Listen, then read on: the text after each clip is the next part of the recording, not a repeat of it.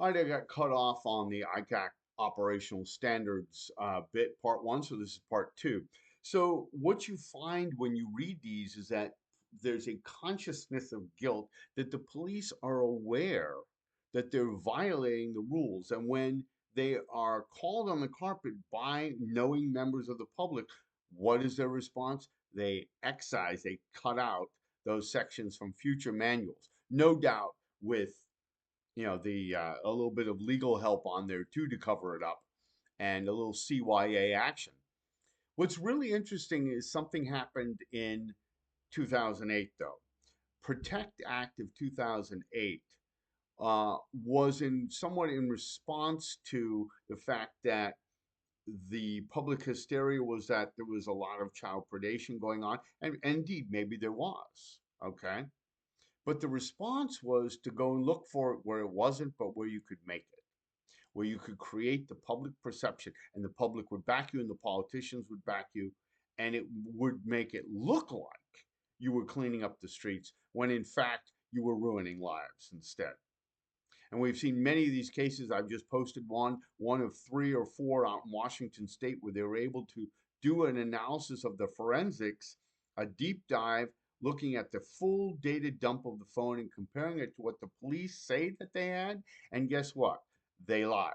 They did not have any of the evidence. Or, as I said, conversely, they bungled it so badly through sheer incompetence, amazing amount of incompetence, that they did not have the evidence when it was called for, and therefore they should reevaluate these things and their efficacy and how they're conducting them.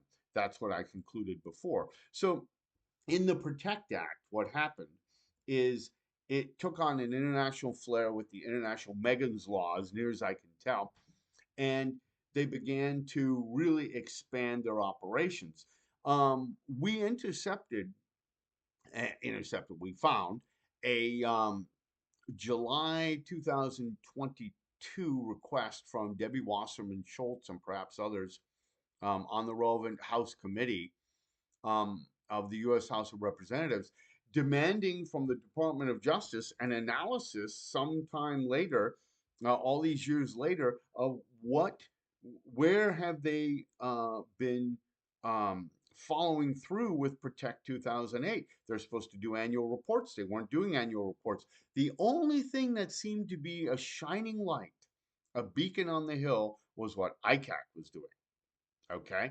Other than that, DOJ was accused of not actually, fulfilling the full measure of the requirements under the Protect Act. And, all these agencies have a lot to do, but that's what they were supposed to be doing. And Wasserman Schultz is very upset and angry about that. And so were other congressmen. Remember, this is 2008 when they had certain protections in their operational guideline, not guidelines, for operational standards. There weren't guidelines, they weren't optional. Okay. But somehow what happens after that is very interesting. Sometime later, 2012, 2018, somewhere in there, for whatever reason, ICAC begins to say, apparently, what can we get away with? We need to show that we're working on this child predation stuff. And what's happening is that they're so ooky with their statistics. They're so soft and dishonest with it, and they play hide the ball all the time. That it's very hard to know what the real nature of child exploitation is in the United States because, as I've said, all they play fast and loose with definitions. They conflate reactive and proactive stings. They lump a lot of things together, and we're really not sure what ICAC does according to what they say, okay? Because it doesn't jive with our experience. Namely, when they go on these proactive stings that they do, they leave out what they do. And when cornered on that, they say, no, we just sit there. And you want to believe that suddenly somebody says, hey, any 12-year-old girls out there? Anybody out there? And that's not what happens, and that doesn't make any sense. Well, what happened after in 2007, 2008 is you had the Office of Cops, Community Policing Office, and I'm going to try to switch away from the camera for a minute. And the community policing office, what they do is they bring up this uh, very interesting document where they claim that they are, look, I'm trying to pull up the document here.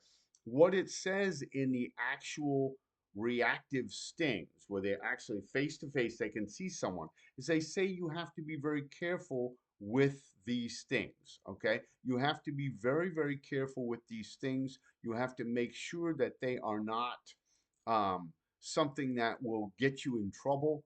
You have to make sure that in the process